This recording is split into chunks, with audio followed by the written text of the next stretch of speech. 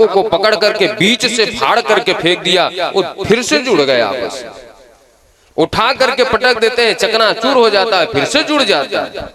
रात के 12 बजे गोविंद के पास आए, बोले दादा भाग चलो। अरे बोले क्या हुआ? आप बलवान हो महाराज? अरे बोले बलवान, हालत खराब हो रखी, सुबह से शाम तक मरता नहीं हो, चीर दिया फाड़ दिया, मरता नहीं महाराज, भाग चलो। बोले दादा लड़ते समय थोड़ा मेरी तरफ देख लिया करो। दूसरे दिन दुआ, लेकिन अभी भी थोड़ा बल का अभिमान है, कभी कभी कृष्ण की तरफ देखते हैं, पूरा दिन दुआ नहीं मरा। फिर रात में आए 12 बजे, अब तो भाग चलो कन्हैया, हार मान लेते हैं। अप बल तप बल बाहुबल सोन रे सके,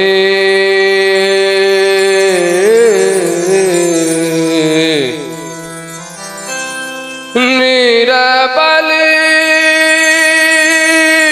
केवल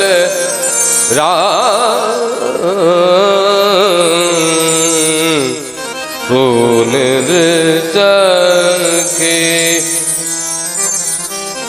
कर से कर मैं करहूं विधि नाना, कर से कर मैं करहूं विधि नाना, कर से कर में करो विधि नाना।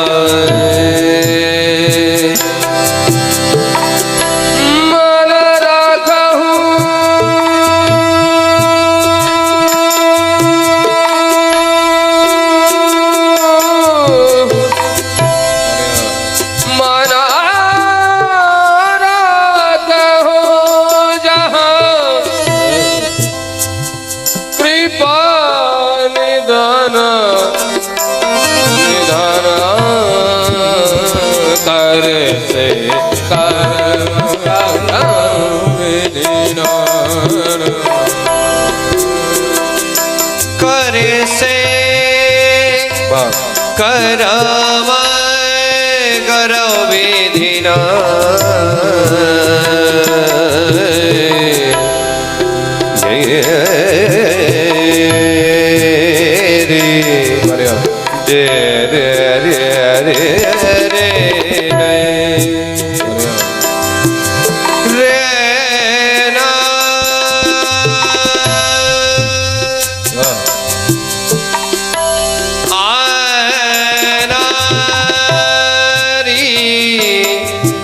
तेरे नारे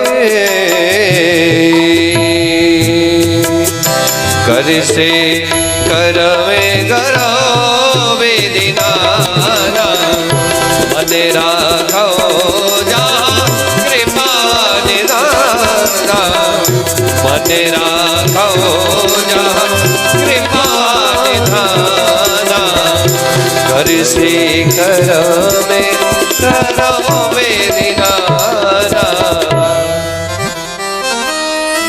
निर्मल मन जन निर्मल मन जन सो मोहि पावा, निर्मल जन सो मोहि पावा, मोहि कपट चल चित्तन भावा, मोहि कपट चल न भावा, निर्मल मन जन तो मोहि पावा। निर्मल मन जने सो मोहि पावा निर्मल मन जने सो मोहि पावा मोहे कपट छल बाबा बाबा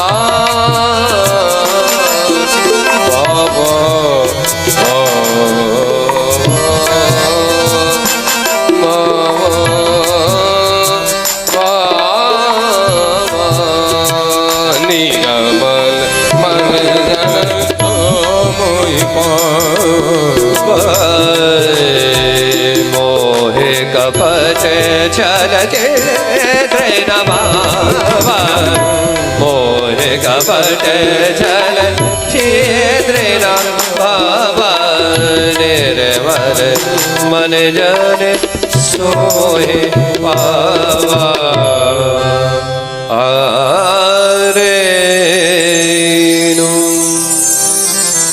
तीसरा दिन प्रारंभ हुआ। भीम दादा लड़ाई तो कर रहे जरासंध से, लेकिन देख रहे कन्हैया की तरफ। कन्हैया ने एक सींग उठाया, बीच से फाड़ करके विपरीत दिशा में फेंक दिया। भीम दादा समझ गए, जरासंध के एक पैर को नीचे दबाया, दूसरे पैर को हाथ से पकड़ा और बीच से फाड़ करके विपरीत दिशा में फेंक दिया। जरासंध का कल्याण हो गया। बोलो मां के बिहारी लाल की जय हो। महाराज उसी जरासंध का मुकुट ला करके रखा गया था। राजा परीक्षित वही मुकुट पहन करके गए थे, क्योंकि बेईमानी का था, छल का था, इसलिए कलयुग उसमें प्रवेश कर गया। इसलिए राजा परीक्षित को श्राप लगा, लेकिन श्राप नहीं था, वरदान था। उसी के कारण उनका कल्याण हुआ। धर्मराज ने यज्ञ किया। आज महाराज सारे सभासद बैठे हुए हैं। उस यज्ञ में चर्चा हुई किसकी पूजा की जाए। भगवान गोविंद का नाम सबने लिया। शिषपाल खड़ा हुआ, गाली देने लगा। 1 गाली, 2 गाली, 50 गाली, 80 गाली, 90 गाली, 95 गाली, 98 गाली, 99 गाली, 100 गाली। जैसे ही 101 गाली हुई तो प्रभु ने अपने चक्र सुदर्शन से उसका उद्धार कर दिया। सबको अलग अलग कार्य दिया गया। भीम दादा भंडारी बन गए। दुर्योधन और कर्ण को उपहार देकर के लोगों का सम्मान करने का, दान देने का कार्य दिया गया। कन्हैया से कहा गया, प्रभु आप तो पूजनीय हैं, आप तो ऊंचा आसन ग्रहण कीजिए, आप बैठिए। कन्हैया ने कहा, यज्ञ में मैं भी सेवा लूंगा। कन्हैया से पूछा गया, आपकी क्या सेवा रहेगी? तो कन्हैया ने कहा, विपद प्रसादा धरणी धरो हम, विप्रद प्रसादा कमला बरो हम। कन्हैया ने चरण धोने का सेवा ली। ऋषि मुनि अतिथि आते हैं, चरण धोते हैं, अपने पटका से चरण उनका पोंछते हैं। पधारो साहब अंदर बैठो। सेवा करना छोटा नहीं कहलाता, सेवा ही परमो धर्म। घर में हो, माँ बाप का पैर दबाने में, सेवा करने में बच्चे छोटे नहीं हो जाते। सास ससुर की सेवा करने में बहू छोटी नहीं हो जाती। या राह चलते किसी को तकलीफ है, उसका यदि आपने पैर दबा दिया, उसको थोड़ी सी सुकून दे दिया, तो उसमें आप छोटे नहीं हो जाओगे। हमारे ब्रज में यात्रा चलती है, हम लोग शूद्रों के भी पैर दबाते हैं। उनके पैर पे मलहम पट्टी करते हैं, दवा उनको देते हैं। क्यों?